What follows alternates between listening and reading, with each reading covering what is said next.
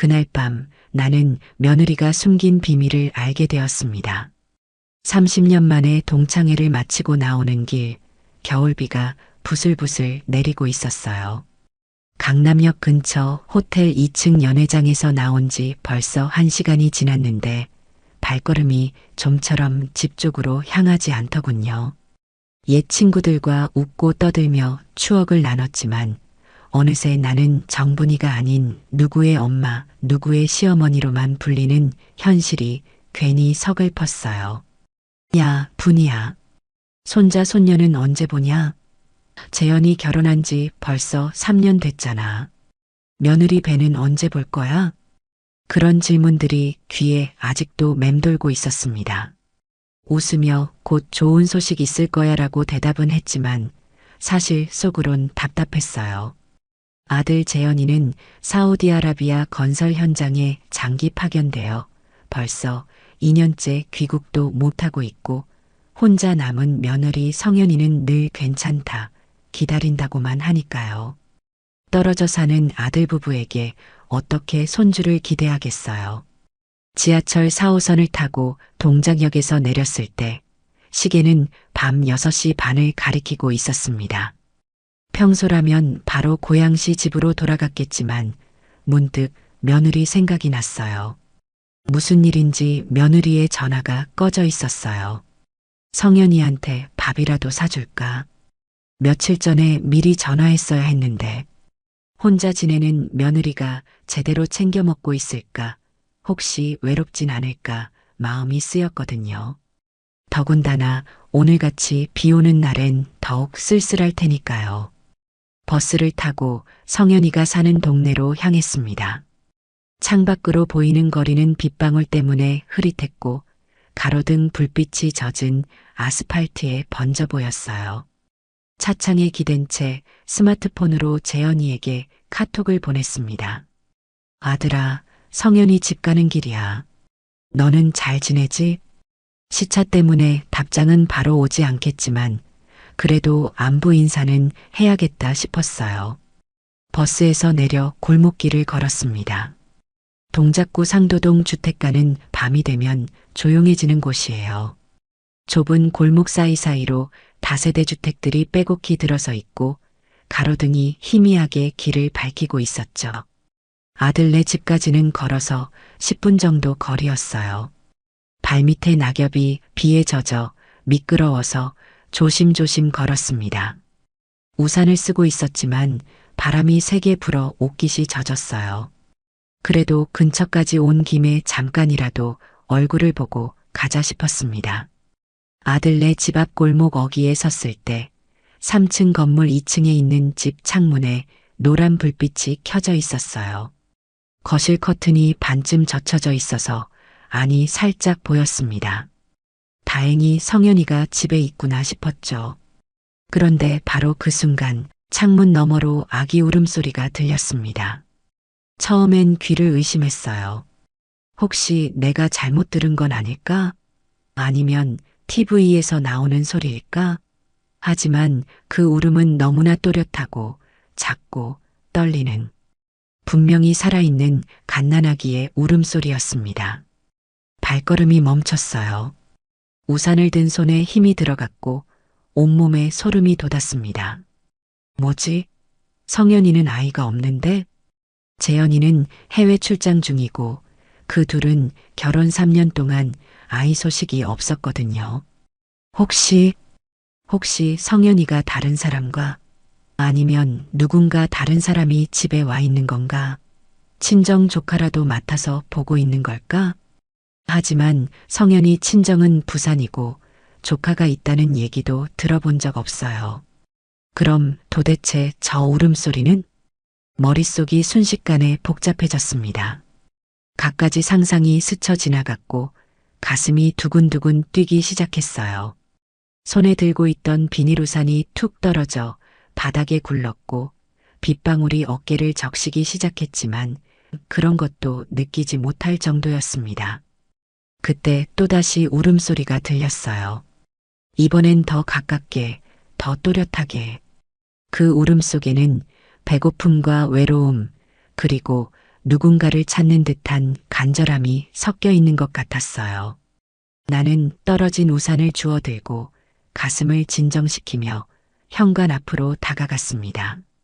인터폰 앞에 서서 손을 뻗었지만 왠지 누르기가 망설여졌어요.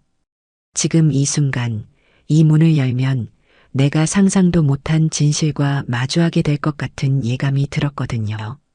하지만 그냥 돌아갈 수는 없었어요. 손끝이 떨리며 인터폰 버튼을 눌렀습니다. 성윤아, 나야. 엄마야.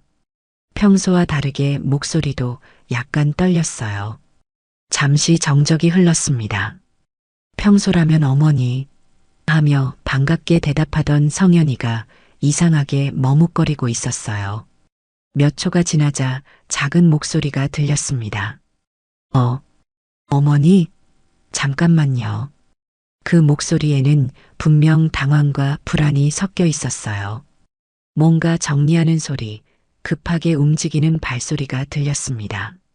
그리고 아기 울음소리가 잠깐 멈췄다가 다시 들리기 시작했어요.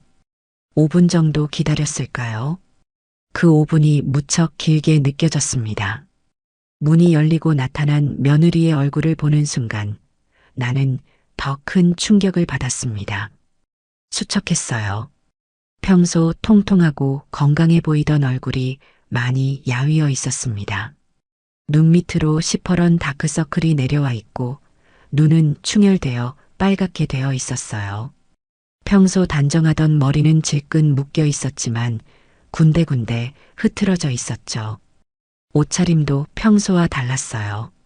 집에서 입는 편한 트레이닝복이었는데 팔에는 분유 얼룩이 말라붙은 수건이 걸려 있었고 가슴팍에도 뭔가 얼룩이 있었습니다.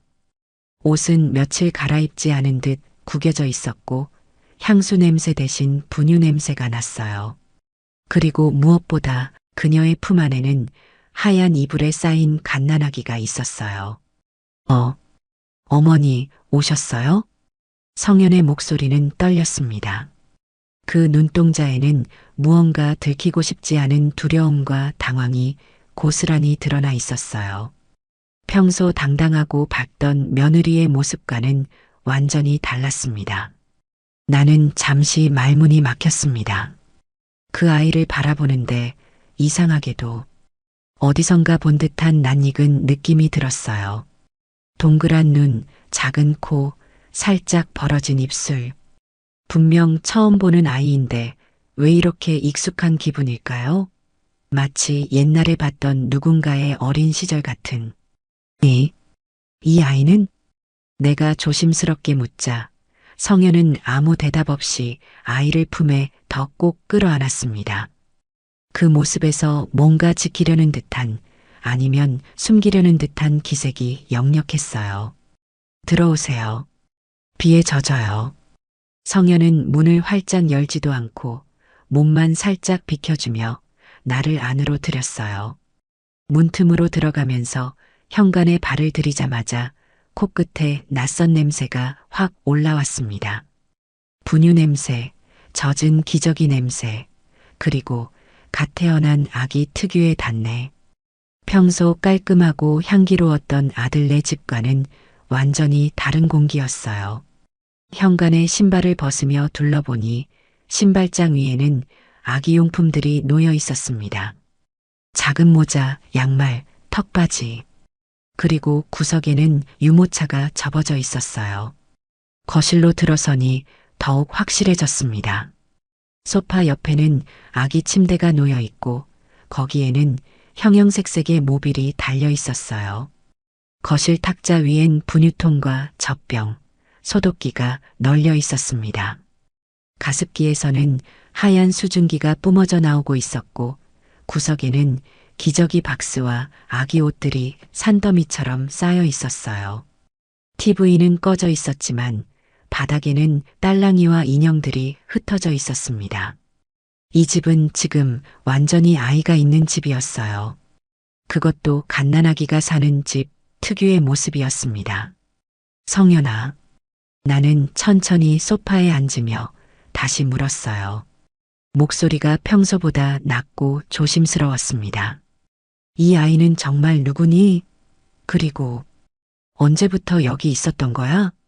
성현은 여전히 대답하지 않고 아이를 토닥이며 내 맞은편 소파에 앉았습니다. 그 모습을 자세히 보니 밤새 아이를 돌보느라 잠도 제대로 못 잤다는 게 한눈에 보였어요. 손톱은 깎을 겨를도 없었는지 길어져 있었고 입술은 바짝 말라 있었습니다. 한참의 침묵이 흘렀습니다.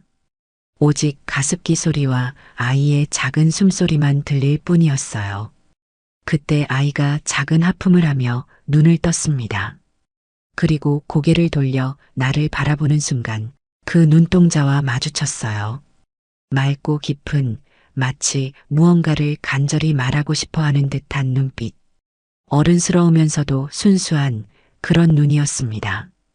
그 순간 가슴 깊은 곳에서 뭔가 뜨거운 것이 올라왔어요. 왜인지 모르게 눈시울이 뜨거워졌습니다. 이 아이는 대체 누구일까요? 그리고 성현이는 왜 이런 비밀을 숨기고 있는 걸까요? 재현이는 이 사실을 알고 있는 걸까요? 수많은 질문이 머릿속을 맴돌았지만 이 고요한 순간을 깨뜨리고 싶지 않았어요. 다만 확실한 건 지금 이 순간부터 우리 가족의 이야기가 완전히 달라질 것 같다는 예감이었습니다. 성현이는 내 시선을 피하며 아이를 더 꼭 안았습니다. 어머니, 차라도 한 잔 드릴게요. 차는 됐어. 내 목소리가 갑자기 높아졌어요. 성현이 깜짝 놀라며 고개를 들었습니다.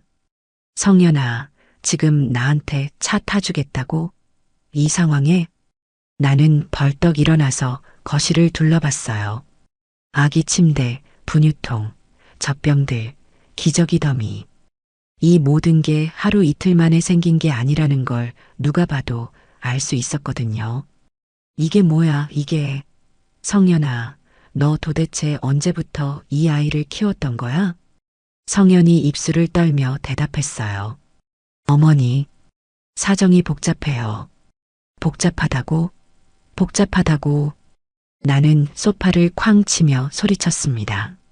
아, 윤성년, 너 지금 나를 바보로 보는 거야? 재현이는 2년째 사우디에 있고 너는 여기서 혼자 아이를 키우고 있었다고? 이게 말이 돼? 성현의 얼굴이 하얗게 질렸어요. 아기가 놀라서 울기 시작했습니다. 응애해, 응애해. 그래, 울어라. 울어. 너도 억울하겠다. 아빠가 누군지도 모르고. 내가 소리치자 성현이 벌떡 일어났어요. 어머니, 그게 무슨 말씀이세요? 무슨 말이냐고? 뻔한 거 아니야. 재현이 없는 사이에 너 바람 피운 거 아니야. 어머니, 성현의 눈에 눈물이 고였지만 나는 멈출 수 없었어요. 머릿속이 하얘졌거든요. 아니면 뭐야? 하늘에서 뚝 떨어진 아이야? 대답해봐. 나는 거실을 왔다 갔다 하며 계속 소리쳤어요. 내가 얼마나 바보같이 살았던 거야. 동창회에서 손주는 언제 보냐고 물어보는 사람들한테 곧 좋은 소식 있을 거야 라고 대답했어. 그런데 이미 손주는 있었구나. 다른 남자아이로. 아니에요. 어머니, 정말 아니에요. 성현이 울면서 소리쳤지만 나는 들을 수가 없었어요. 그럼 뭐야? 설명해봐. 이 아이가 어떻게 여기 있는 거야? 나는 성현이 앞에 서서 따져 물었어요. 손이 떨렸고 목소리도 떨렸습니다. 재현이가 없는 2년 동안 너 뭐 했던 거야? 외로웠어? 그래서 다른 남자 만났어? 어머니, 제발. 제발은 무슨 제발이야? 너 우리 재현이한테 어떻게 할 거야? 그 아이가 사우디에서 얼마나 힘들게 일하는데. 내 목소리는 점점 커졌고 이웃집에서 들릴 정도였어요. 돈 벌어서 보내주고 매일 밤 화상 통화하고. 그런데 내가 여기서 바람 피워서 아이까지 낳았다고? 성현이 주저앉으며 흐느꼈어요. 아니에요. 정말 아니에요. 이 아이는 뭐야? 나는 아기를 가리키며 소리쳤습니다. 누구 아이야? 어느 놈의 아이야? 그때 성현이 갑자기 일어나서 내 앞에 무릎을 꿇었어요. 어머니, 정말 아니에요.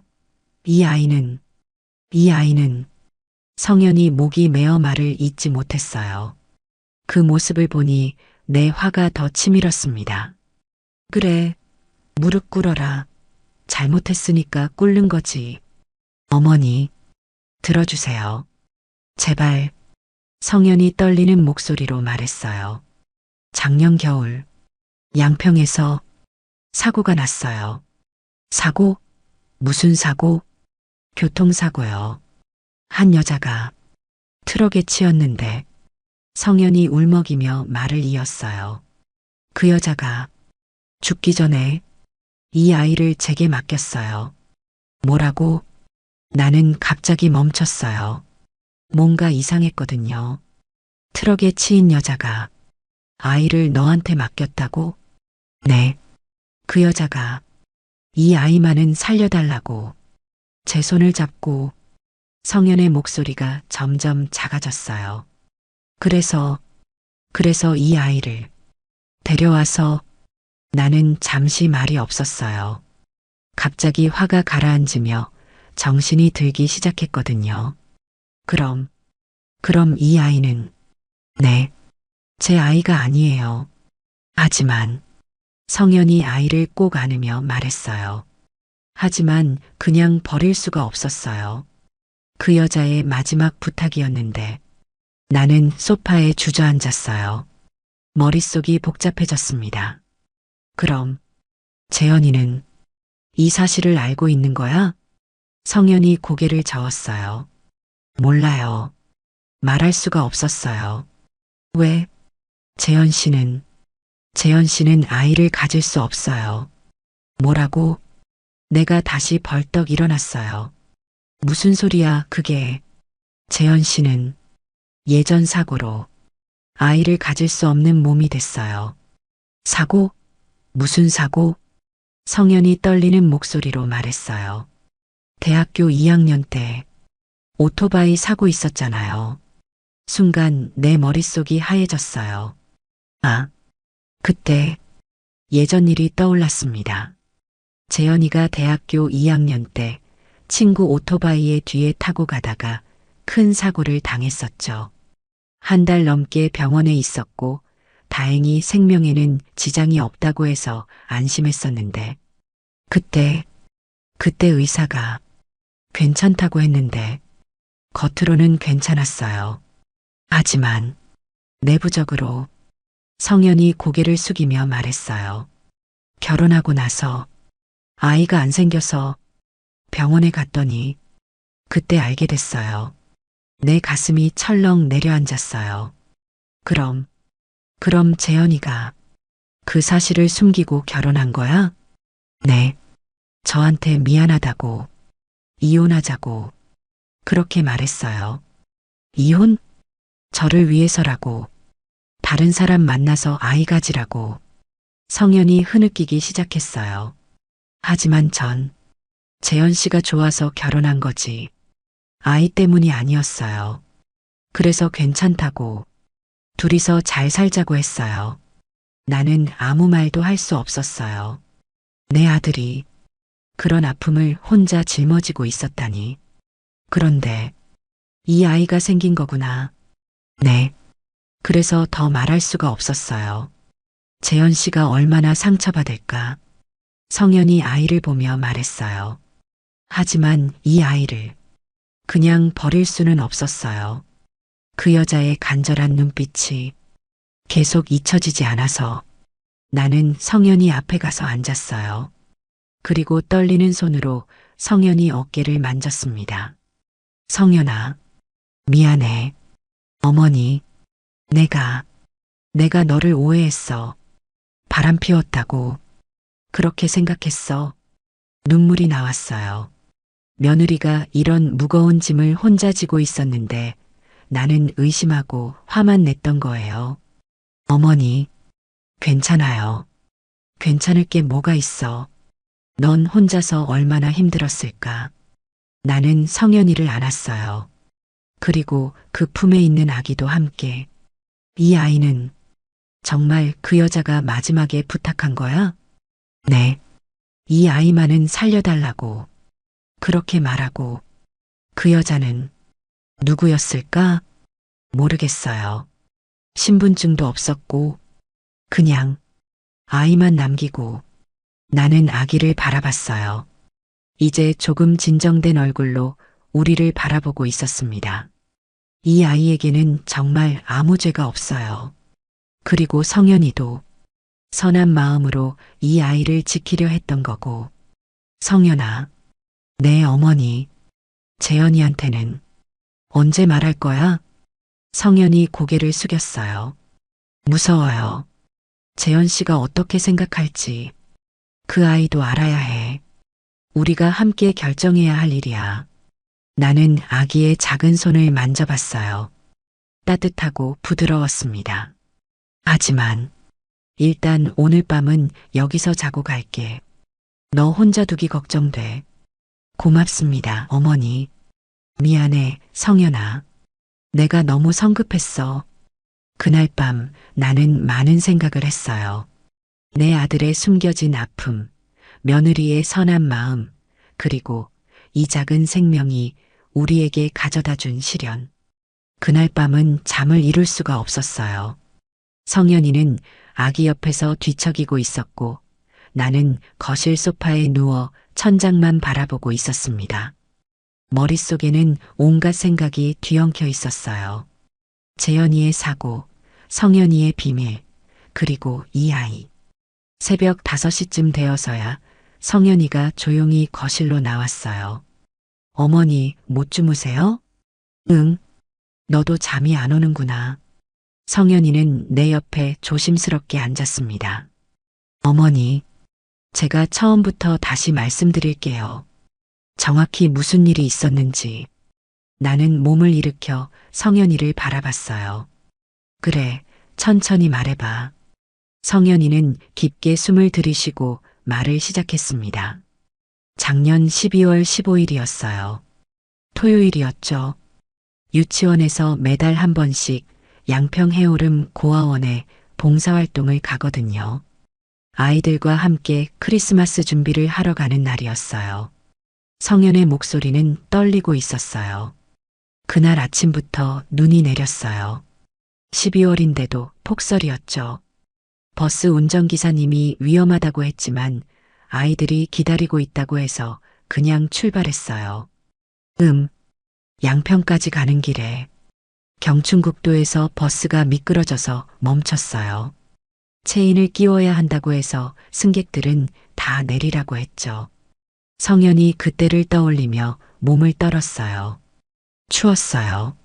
정말 춥고 눈은 계속 내리고 다른 승객들은 근처 카페로 들어갔는데 저는 고아원에 전화를 걸려고 밖에 있었어요. 그때 사고가 난 거야? 네. 제가 전화를 하고 있는데 갑자기 뒤에서 큰 소리가 났어요. 끽, 쾅 하는 소리가. 성현의 눈에 눈물이 맺혔어요. 돌아보니까 큰 트럭이 미끄러져서 한 여자를 쳤어요. 그 여자는 아기를 안고 있었어요. 세상에, 처음엔 멀리서 봤는데 그 여자가 갑자기 저를 보더니 힘겹게 일어나려고 했어요. 온몸에서 피가 나고 있었는데도 성현이 손으로 얼굴을 가렸어요. 저는 급하게 달려갔어요. 119도 불러야 하고. 그런데 그 여자가 제 손을 꼭 잡더니 뭐라고 했니? 아가씨, 제발 이 아이만은 살려주세요. 그렇게 말했어요. 성현의 목소리가 점점 작아졌습니다. 저는 금방 응급차 와요. 버티세요라고 했는데 그 여자는 계속 이 아이만은 그렇게 중얼거렸어요. 그 여자는 얼마나 젊었니? 20살 초반 같았어요. 정말 어려 보였거든요. 그런데 품에 안긴 아기를 보는 눈빛이 정말 간절했어요. 성현이 잠시 말을 멈췄다가 이어갔어요. 119가 오기까지 10분 정도 걸렸는데 그 시간 동안 그 여자는 계속 제게 아기를 맡기려고 했어요. 제발, 이 아이 이름은 은별이에요. 기억해 주세요. 그렇게 말하면서 은별이? 네. 그런데 병원에 가서 보니 그 여자는 신분증이 없었어요. 지갑도 휴대폰도 없었고 아기 출생 신고도 안 되어 있었어요. 이후 경찰이 찾아본다고 했는데 거기까진 모르겠어요. 나는 가슴이 답답해졌어요. 그럼 그 여자는 병원에서 수술을 받았지만 결국 그날 밤에 성현이 흐느끼기 시작했어요. 마지막까지 이 아이 걱정만 했어요. 은별이 잘 부탁해요. 따뜻하게 키워주세요. 그렇게 말하고 나는 아무 말도 할 수 없었어요. 그런 일이 있었다니. 그래서 너가 이 아이를 데려온 거구나. 처음엔 아니었어요. 경찰서에서 고아원으로 보내려고 했거든요. 하지만 그 여자의 마지막 말이 계속 귓가에 맴돌아서 제가 일단 위탁으로 키우고 있어요. 성현이 고개를 들어 나를 바라봤어요. 어머니, 정말 이상했어요. 마치 그 여자가 저를 알고 있는 것 같았어요. 처음 보는 사람인데 왜 하필 저한테 아기를 맡기려고 했을까요? 그 말에 나도 궁금해졌어요. 정말 우연이었을까? 그래서 결국 이 아이를 데려온 거야? 며칠 고민했어요. 하지만 고아원에 보내는 것보다는 제가 키우는 게 맞는 것 같았어요. 그 여자와의 약속이기도 하고 성현이 깊게 한숨을 쉬었어요. 그런데 문제는 재현이었어요. 재현이 말이야? 네. 어떻게 설명해야 할지 모르겠더라고요. 재현 씨는 그렇잖아요. 책임감이 강하고 무엇보다 아이 문제로 상처가 깊어서 성현이 눈물을 닦으며 말을 이었어요. 재현 씨가 병원에서 불임확정을 받은 이후로 정말 많이 변했어요. 밝고 활발하던 남편이 갑자기 조용해지고 혼자 있는 시간이 많아졌어요. 그때 내가 몰랐구나. 어머니도 모르실 거예요. 재현 씨가 아무한테도 말 안 했거든요. 성현이 고개를 숙였어요. 병원에서 완전 불임이라는 검사 결과 들었을 때 재현 씨가 얼마나 충격받았는지 몰라요. 그날 밤 혼자 화장실에서 우는 소리를 들었어요. 내 가슴이 아팠어요.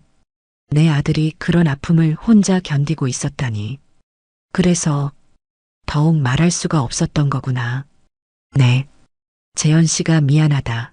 다른 사람 만나서 아이 가져도 된다고 했을 때 정말 가슴이 찢어지는 것 같았어요. 성현이 목이 메었어요. 전 재현 씨를 사랑해서 결혼한 건데 아이 때문이 아니었는데 왜 자꾸 그런 말을 하는지. 그 아이도 너한테 미안했겠지. 그래서 더 조심스러웠어요.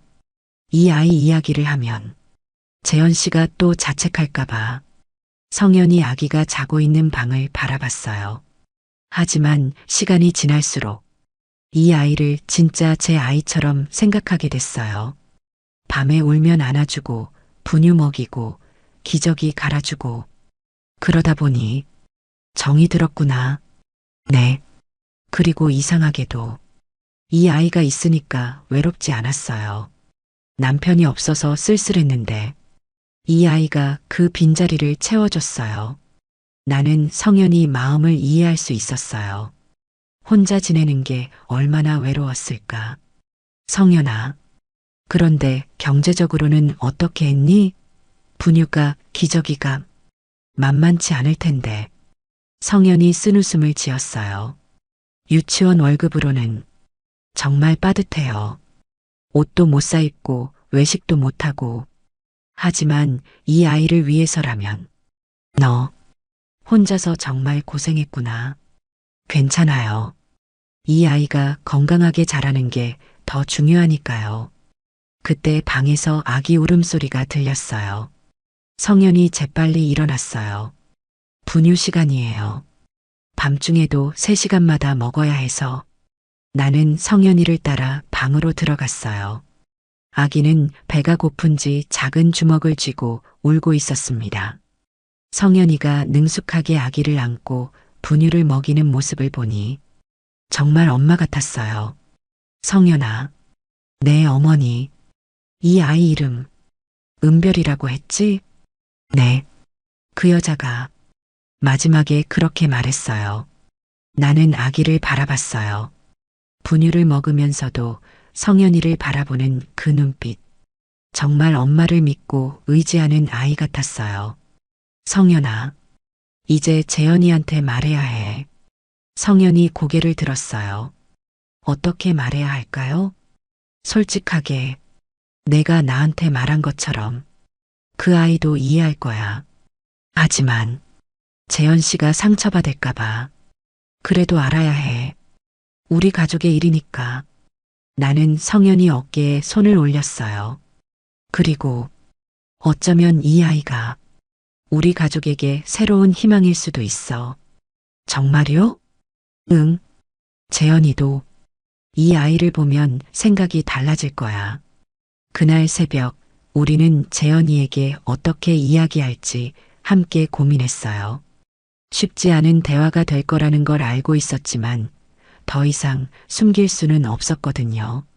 일주일 후 성현이와 함께 동작구청에 갔습니다. 아기의 출생신고를 위해서였어요. 더 이상 미룰 수 없었거든요. 은별이는 벌써 9개월이 되어 가는데 아직 공식적인 신분이 없는 상태였으니까요. 어머니, 정말 괜찮을까요? 성현이는 은별이를 안고 불안해했어요. 괜찮을 거야. 우리가 할 수 있는 건 다 했으니까. 하지만 속으론 나도 걱정이었어요. 법적으로 복잡한 문제가 될 수도 있었거든요. 구청 가족관계 등록과에 들어가니 40대 중반의 여직원이 우리를 맞았습니다. 어떤 일로 오셨나요? 아기 출생신고하러 왔어요. 직원은 서류를 꺼내며 말했어요. 출생증명서와 부모님 신분증 가져오셨나요? 성현이와 나는 서로를 바라봤어요. 사실은 상황이 좀 특별해요. 나는 천천히 상황을 설명했습니다. 교통사고, 친모의 사망, 그리고 성현이가 아이를 맡게 된 경위까지. 직원의 표정이 심각해졌어요. 그렇다면 먼저 친모의 신원부터 확인해야 합니다. 사고 당시 경찰서에서 작성한 서류가 있을 거예요. 네, 그런데 양평경찰서에 연락해서 사고 관련 서류를 받아오세요.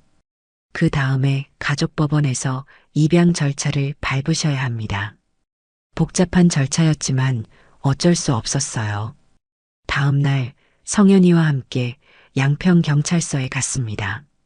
작년 12월 15일 교통사고 관련 서류를 찾아왔는데요. 경찰관이 컴퓨터를 뒤져보더니 파일을 꺼냈어요. 김미영 씨 관련 사건이네요. 여기 있습니다. 김미영? 내 가슴이 철렁했어요. 왜 이렇게 익숙한 이름일까요? 네, 피해자 이름이 김미영입니다. 1998년 3월 15일생. 경찰관이 서류를 읽어주는데 나는 점점 어지러워졌어요. 출생지는 강원도 고성군. 고성? 나는 벌떡 일어났어요. 강원도 고성이라고 하셨나요? 네, 왜요? 아시는 분이신가요? 나는 가슴이 뛰기 시작했어요. 고성? 그곳은 내가 젊은 시절 교사로 첫 발령을 받았던 곳이었거든요. 혹시 더 자세한 정보가 있나요? 가족관계나. 여기 보니까 보호자란이 비어 있네요. 주소도 불분명하고. 아, 그런데 개인 소지품 중에 낡은 졸업사진이 있었다고 나와 있어요. 졸업사진? 네, 고성북 초등학교 1998년 졸업사진이요. 혹시 보시겠어요? 내 손이 떨렸어요. 고성북 초등학교. 그곳은 내가 1997년부터 1999년까지 근무했던 학교였어요. 네, 보여주세요. 경찰관이 증거보관함에서 낡은 졸업사진을 꺼내왔어요. 비닐봉지에 쌓여 있었습니다. 고성북 초등학교 제15회 졸업사진. 손이 덜덜 떨리면서 사진을 봤어요. 1998년 6학년 3반 졸업생들의 사진과 김미영이라고 사진 아래 쓰여진 이름을 보는 순간, 아, 나는 그 자리에 주저앉을 뻔했어요. 그 아이였어요. 내가 기억하는 그 아이. 키가 작고 마른, 항상 헌 옷을 입고 다니던 아이. 점심시간에 혼자 구석에서 도시락도 없이 앉아있던 아이. 내가 몰래 빵을 사다 줬던 그 아이였어요. 어머니, 괜찮으세요? 성현이가 걱정스럽게 물었어요. 이 아이, 내가 가르쳤던 아이야. 네. 나는 떨리는 손으로 사진을 만져봤어요. 미영이, 김미영. 이 아이를 내가 가르쳤어. 성현이도 놀란 표정이었어요. 정말요? 그럼 우연이 아니었던 거예요? 나는 단체 사진 가운데에는 젊은 시절의 내 모습도 있었습니다. 담임교사 정분이. 그때 모든 기억이 되살아났어요. 미영이는 할머니와 단둘이 사는 아이였어요. 부모님은 일찍 돌아가셨고 70대 할머니가 폐지 줍기로 생계를 유지하고 있었죠. 겨울에도 얇은 옷을 입고 와서 떨고 있으면 내가 점심시간에 빵이나 우유를 사다 줬던 기억이 났어요. 그리고 6학년 졸업할 때 미영이가 내게 편지를 준 게 기억났습니다. 선생님 고마워요. 선생님이 아니었다면 저는 학교를 못 다녔을 거예요. 나중에 꼭 선생님 같은 사람이 될게요. 그런 편지였어요. 어머니, 정말 신기해요. 그럼 그 여자가 어머니를 기억하고 있었던 건가요? 나는 고개를 끄덕였어요. 그런 것 같아. 그래서 하필 너한테 아기를 맡긴 거야. 나를 알고 있었으니까. 하지만 어떻게 저를 어머니의 며느리라고 알았을까요? 그것도 궁금했어요. 하지만 작은 동네에서는 소문이 빨리 퍼지죠. 아마 누군가를 통해 들었을 수도 있어요. 경찰관이 말했어요. 그럼 이분이 고인과 아시는 사이였다는 거네요. 그럼 절차가 좀 더 수월해질 것 같은데요. 나는 앨범을 덮으며 말했어요. 성현아, 이제 알겠어. 왜 이 일이 우리에게 일어났는지. 어머니, 이건 우연이 아니야. 미영이가 마지막에 선생님이었던 나한테 아이를 맡기고 싶었던 거야. 성현이 눈에 눈물이 맺혔어요. 그럼 은별이는? 응, 이 아이는 운명적으로 우리 가족이 된 거야. 그날 오후 우리는 고성에 있는 미영이 할머니 집을 찾아갔어요. 작은 시골집이었는데 할머니는 여전히 혼자 살고 계셨어요. 이미 80대가 넘으신 것 같았어요. 할머니, 안녕하세요. 저 정분이입니다. 미영이 담임 선생님이었어요. 할머니는 나를 보더니 눈물을 흘리셨어요. 아이고, 선생님, 미영이가, 네, 들었어요. 정말 안타까워요. 할머니가 말씀하시길 미영이는 고등학교 졸업 후 서울로 올라가서 식당에서 일했다고 해요. 그러다가 바람둥이 남자를 만나 아이를 가지게 됐는데 그 남자는 도망갔다고 했어요. 혼자 아이 낳고 힘들게 살았어요. 가끔 전화해서 할머니 걱정 말아요. 잘 살고 있어요라고 했는데 할머니가 흐느끼셨어요. 마지막에 전화했을 때 할머니 저 선생님한테 가요. 정분이 선생님 기억나세요? 선생님한테 가서 도움을 청할게요라고 했어요. 그랬군요. 그런데 그 다음 날 경찰서에서 전화가 왔어요. 할머니는 더 이상 말씀하지 못하셨어요. 나는 할머니 손을 잡고 말했어요. 할머니, 걱정 마세요. 은별이는 제가 잘 키울게요. 미영이와의 약속이니까요. 고맙습니다. 선생님, 정말 고맙습니다. 그날 저녁 집으로 돌아오는 길에 성현이가 말했어요. 어머니, 정말 신기해요. 이 모든 게 우연이 아니었다니. 그래. 미영이가 마지막에 우리를 찾아온 거야. 자기 아이를 맡기려고. 나는 은별이를 바라봤어요.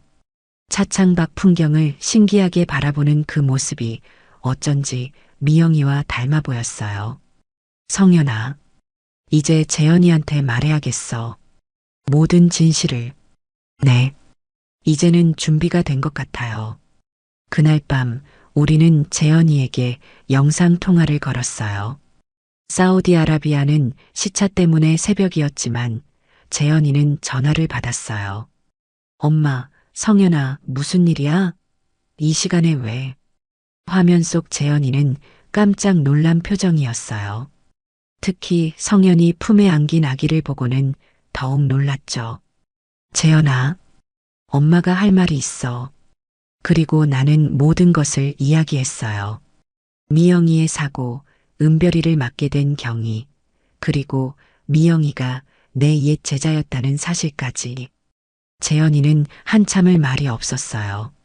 재현아, 화났니? 아니야. 그냥 놀라서. 재현이 목소리가 떨렸어요. 그 아이가 엄마 제자의 아이라고? 응. 그리고 그 아이 엄마가 마지막에 우리에게 맡기고 간 거야. 재현이는 화면 속에서 은별이를 바라봤어요. 이름이 은별이라고? 응. 예쁘네. 정말 예쁘다. 그 순간 나는 재현이 눈에서 눈물이 흐르는 걸 봤어요. 재현아, 엄마, 미안해. 내가 아이를 못 가져서. 아니야, 그런 말 하지 마. 성현아, 미안해. 혼자 이런 일을 다 감당하게 해서. 성현이도 눈물을 흘렸어요. 재현 씨, 괜찮아. 이제 우리 가족이잖아. 그날 밤 세 사람은 화면을 통해 함께 울었어요. 그리고 은별이는 새로운 가족을 만난 기쁨에 방긋 웃고 있었습니다. 모든 진실이 밝혀진 지금 우리에게 남은 건 이 아이를 어떻게 사랑으로 키워낼 것인가 하는 것이었어요. 한 달 후 재현이가 급히 귀국했습니다. 회사에 사정을 이야기하고 긴급 휴가를 냈다고 했어요. 2년 만에 귀국이었죠. 인천공항에서 재현이를 마중 나갔을 때 그 아이는 많이 야위어 있었어요. 사우디의 뜨거운 태양 아래서 일하느라 얼굴도 까맣게 탔고 몸무게도 많이 빠진 것 같았어요. 재현아, 엄마. 재현이가 나를 껴안았을 때 그 품이 예전보다 훨씬 작게 느껴졌어요. 재현이와 성현이도 2년 만에 만났습니다. 두 사람 모두 눈물을 흘렸어요. 그리고 재현이가 성현이 품에 안긴 은별이를 바라봤을 때 안녕, 은별아. 아저씨야. 재현이 목소리가 떨렸어요. 은별이는 처음 보는 사람이지만 신기하게 울지 않고 재현이를 바라봤어요. 집으로 돌아오는 차 안에서 재현이는 계속 은별이를 바라봤어요. 정말 예쁘네. 엄마 닮았나? 응. 미영이 어릴 때랑 똑같아. 그날 저녁 우리 가족은 처음으로 4명이 함께 식사를 했어요. 은별이는 아기 의자에 앉아서 이유식을 먹고 있었고 재현이는 그 모습을 넋을 잃고 바라보고 있었어요. 재현아, 밥 먹어. 응. 그런데 엄마. 재현이가 조심스럽게 물었어요. 이 아이, 정말 우리가 키워도 될까? 왜? 법적으로도 그렇고, 경제적으로도. 내가 지금 사우디에 있어서 직접 도와드릴 수도 없고, 성현이가 재현이 손을 잡았어요. 재현아, 우리가 함께 하는 거야. 혼자가 아니라. 하지만, 재현아, 내가 재현이를 불렀어요. 내 아버지가 살아계셨다면 뭐라고 하셨을 것 같니? 재현이는 잠시 생각하더니 말했어요. 아마 가족은 피보다 마음이 더 중요하다고 하셨을 것 같아요. 맞아. 내 아버지는 항상 그렇게 말씀하셨어. 나는 남편이 생전에 했던 말들을 떠올렸어요. 너희 아버지는 고아원에 쌀을 보낼 때마다 저 아이들도 누군가의 소중한 자식이다라고 하셨어. 그리고 진짜 부모는 낳아준 사람이 아니라 키워준 사람이라고도 하셨고, 재현이 눈에 눈물이 맺혔어요. 아버지가 그런 말씀을 하셨구나. 응. 그리고 마지막에 너한테 한 말 기억나니? 재현이는 고개를 끄덕였어요. 착한 어른이 되어라. 내가 받은 사랑을 다른 사람에게도 나눠줘라고 하셨죠. 맞아. 그게 내 아버지의 유언이었어. 나는 은별이를 바라봤어요. 이 아이를 키우는 것, 그게 아버지의 유언을 지키는 일인 것 같아. 재현이는 한참을 말이 없었어요. 그러다가 조심스럽게 손을 뻗어 은별이 볼에 살짝 댔어요. 부드럽네. 은별이가 재현이 손을 보고 방긋 웃었어요. 웃네. 재현이를 좋아하나 봐. 성현이가 미소를 지으며 말했어요. 그날 밤 재현이는 은별이와 함께 시간을 보냈어요. 기저귀도 갈아주고 분유도 먹여주고 재워주기도 했어요. 성현아, 이렇게 하는 거 맞아? 응, 잘하고 있어. 처음엔 어색했지만 시간이 지나면서 재현이도 자연스러워졌어요. 며칠 후 재현이가 나에게 말했어요. 엄마 결정했어요. 뭘? 이 아이 정식으로 입양하고 싶어요. 법적으로도 우리 가족으로 만들고 싶어요. 나는 재현이를 안았어요. 정말? 네. 그리고 이름도 다시 지어주고 싶어요. 은별이도 좋지만 우리 가족의 이름으로. 성현이도 기뻐했어요. 어떤 이름으로 할까? 재현이가 생각하더니 말했어요. 은결이 어때요? 은혜로 맺어진 인연이라는 뜻으로. 은결이. 나는 그 이름을 되뇌어 봤어요. 정말 좋은 이름이었어요. 좋아. 정은결. 우리 막내딸 은결이. 그 다음 주 우리는 가족법원에 갔어요. 정식 입양 절차를 밟기 위해서였어요. 판사님 앞에서 재현이가 말했어요. 저희 부부가 이 아이를 정식으로 입양하고 싶습니다. 친부모는 없고 이 아이를 사랑으로 키우겠습니다. 판사님이 물었어요. 경제적 능력은 충분하신가요? 네. 제가 해외 근무를 하고 있어서 수입은 안정적입니다. 그리고 어머니와 아내가 함께 아이를 돌보고 있습니다. 아이와의 관계는 어떤가요? 재현이가 은결이를 바라보며 말했어요. 처음엔 낯설었지만 지금은 정말 제 딸 같아요. 이 아이가 있어서 우리 가족이 완성된 느낌이에요. 판사님이 미소를 지으며 말했어요. 좋은 가정에서 자라겠네요. 입양을 허가합니다. 그 순간 우리 모두 울었어요. 은결이도 우리가 우는 걸 보고 함께 울었어요. 법원에서 나오는 길에 재현이가 은결이를 안고 말했어요. 은결아, 이제 진짜 우리 가족이야.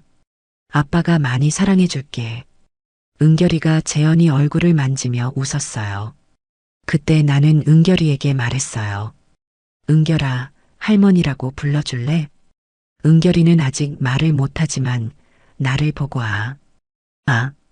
아며 소리를 냈어요. 뭐라고 하는 거야? 성현이가 놀라며 말했어요. 할머니라고 하는 건가? 아마. 은결이가 또 소리를 냈어요. 아마. 우리 모두 웃었어요. 하마도 좋아. 은결이만의 특별한 할머니 호칭이네. 그날 저녁 우리는 은결이 첫 돌잔치를 작게나마 했어요. 비록 정확한 생일은 아니었지만 우리 가족이 된 기념일로 정한 거였어요. 돌상을 차리고 은결이가 뭘 잡나 지켜봤어요. 은결이는 망설이지 않고 내가 놓은 책을 집었어요. 책을 잡았네. 공부를 잘하겠어. 아니면 선생님이 될 수도 있어. 할머니처럼. 재현 씨가 말했어요. 그래, 은결이도 할머니처럼 좋은 선생님이 되어서 어려운 아이들을 도와주면 좋겠어. 그 순간 나는 미영이가 마지막에 한 말이 떠올랐어요. 그날 밤 은결이는 처음으로 하마라고 정확히 말했어요. 하마. 은결이가 나를 보고 웃으며 소리쳤어요. 그 순간 내 가슴이 뜨거워졌어요. 60년을 살면서 이렇게 벅찬 기분은 처음이었어요. 그래, 은결아. 할머니야. 하마 할머니. 재현이와 성현이도 행복해했어요. 엄마, 정말 신기해요. 이 모든 게 운명이었던 것 같아요. 그래. 미영이가 우리에게 가장 큰 선물을 준 거야. 그날 밤 우리 가족은 처음으로 완전히 하나가 되었어요. 혈연으로 맺어진 것이 아니라 사랑으로 맺어진 진짜 가족이 된 거였죠. 은결이는 우리 품에서 평화롭게 잠들었고 나는 그 작은 얼굴을 바라보며 생각했어요. 이 아이가 우리 집에 온 건 정말 하늘의 뜻이었구나. 그리고 멀리 하늘 어딘가에서 미영이가 미소 짓고 있을 것 같았어요. 3년이 흘렀습니다. 은결이는 이제 4살이 되었고 재현이는 사우디 근무를 마치고 한국으로 완전히 돌아왔어요. 우리 가족은 평화롭고 행복한 나날을 보내고 있었습니다. 그런데 어느 날 성현이에게 낯선 번호로 전화가 걸려왔어요.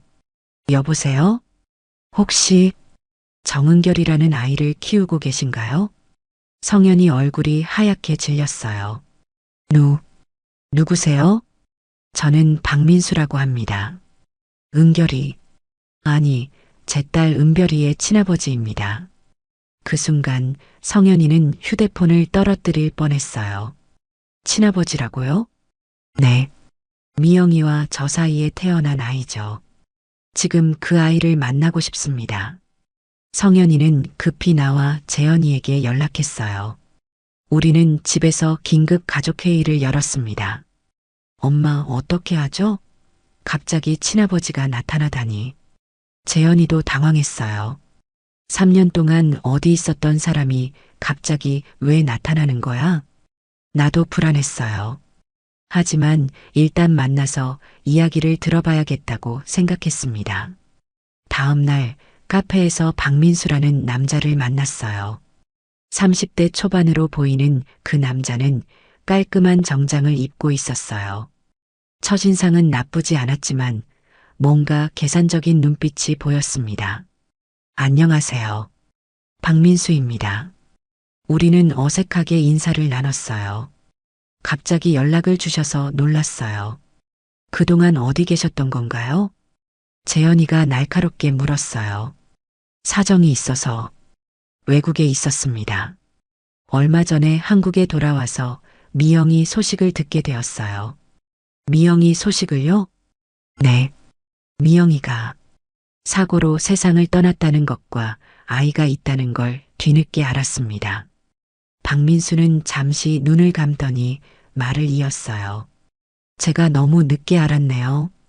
미영이에게도 미안하고 그동안 아이를 키워주신 분들에게도 죄송합니다.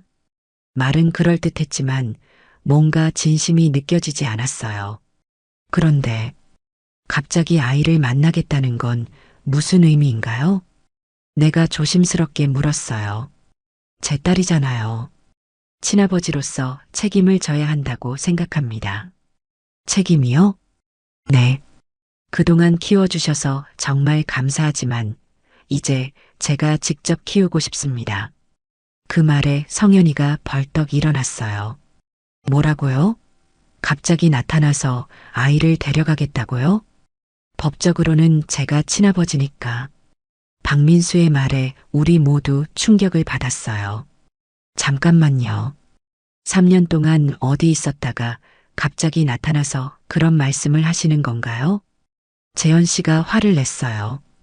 그동안 은결이를 누가 키웠는지 아세요?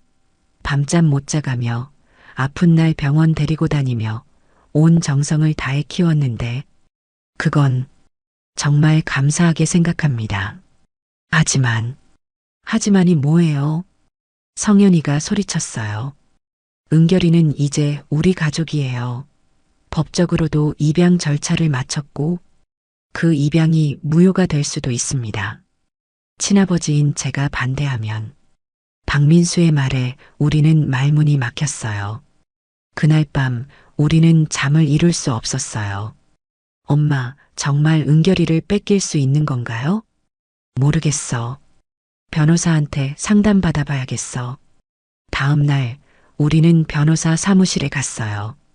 친부가 나타나서 아이를 데려가겠다고 하면 어떻게 되나요? 변호사는 심각한 표정으로 말했어요.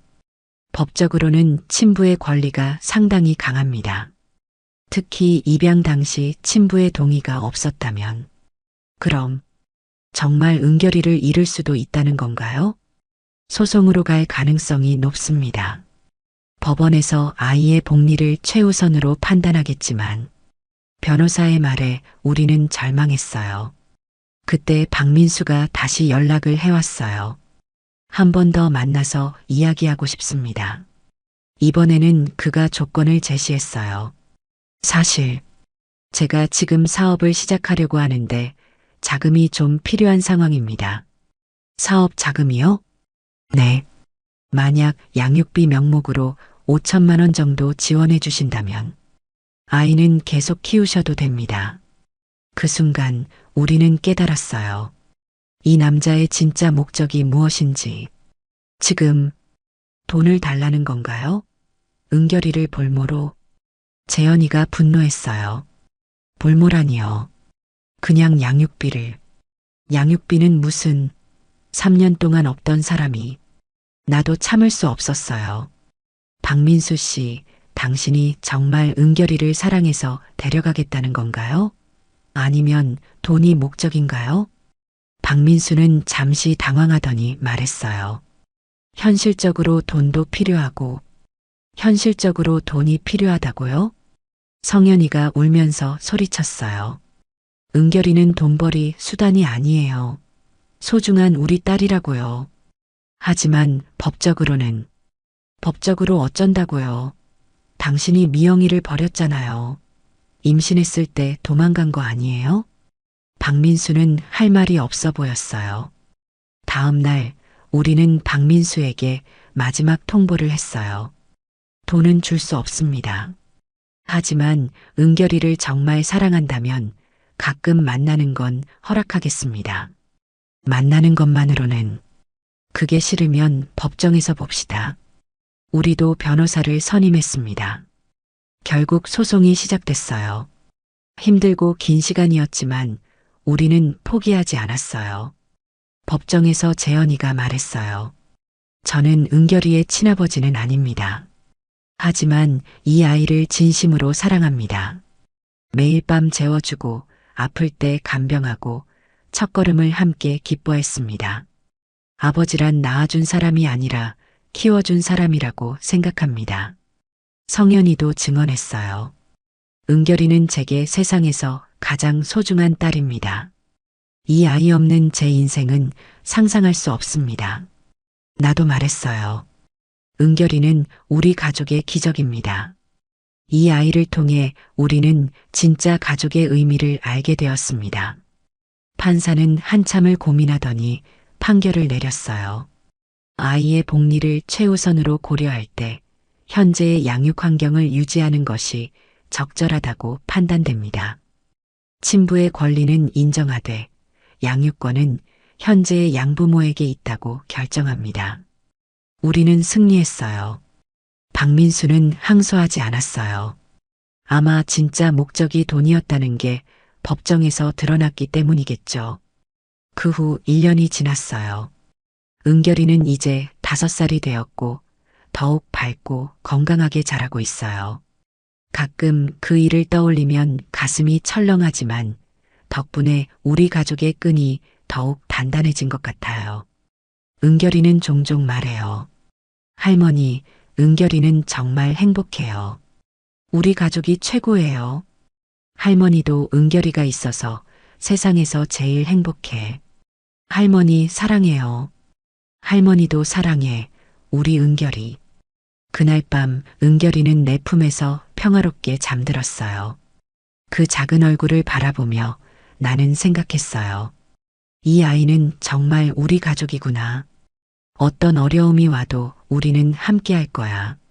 그리고 멀리 하늘 어딘가에서 미영이가 안심하며 웃고 있을 거라는 확신이 들었어요. 우리는 이제 정말 완전한 가족이에요. 시련을 겪고 더욱 단단해진 세상에서 가장 따뜻한 가족이에요.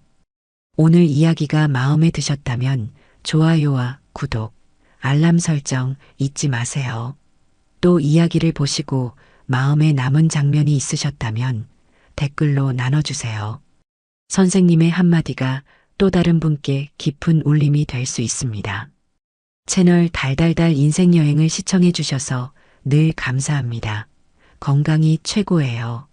하루 한번 운동 잊지 마세요.